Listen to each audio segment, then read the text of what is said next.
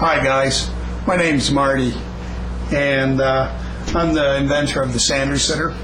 Now, I've been on the internet and reading some of the comments about the sander sitter and some of the reviews, and it's come to my attention that there's a lot of misinformation about the product, and I'm going to address a few of those things right now. Some of the guys that have bought this great device and have had nothing but trouble with it.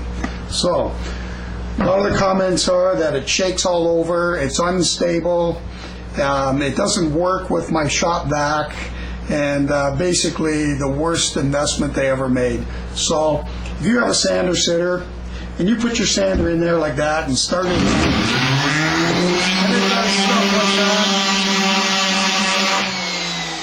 well, obviously you didn't read the instructions. And that's what I'm here to clear up. First off, the sander sitter works with 5-inch random orbital disc sanders, not a 4.5-inch. Even though you could use a 4.5-inch disc sander with it, you would have to use the spin control adjustment to turn it down so the 4.5-inch doesn't spin out of the sander sitter. Now, to control the shaking and the moving, there's 3 components that you need to follow.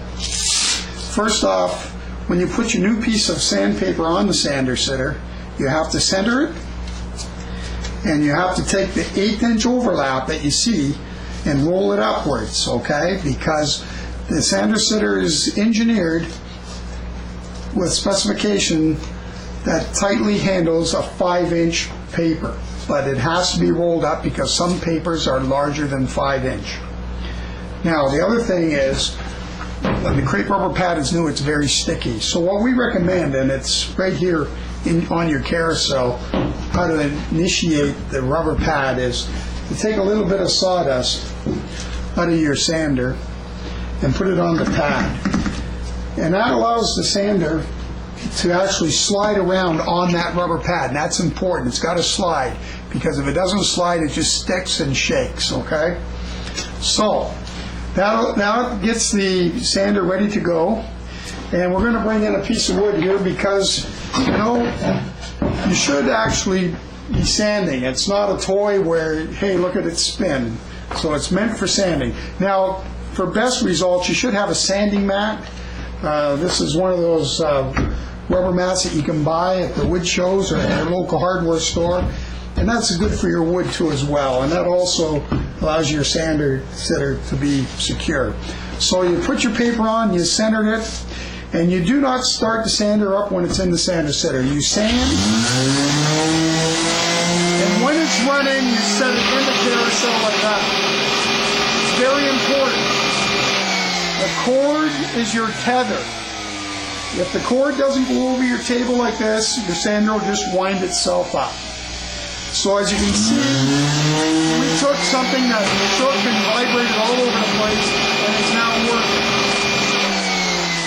When you shut your sander off, you set it down and walk away. It's going to stay where you left it. Now, for those guys that would like to secure the sander sitter down to their workbench or their workstation, there's actual holes in the base of the carousel that's accessible through the port. And you can actually screw it down to your workstation. Now, the other thing is, guys that are using vacuums, when the vacuum hose is on your sander, it wants to tip it backwards. I've heard of all different resolutions to this problem, and the best one I heard was the guy that built a square wooden tray, and at the back of the tray, a piece of wood notched out, so when his sander sits in, the piece of wood that notched out holds his vacuum hose. And that allows him to use the sander sitter and the vacuum at the same time, and it takes minutes to build.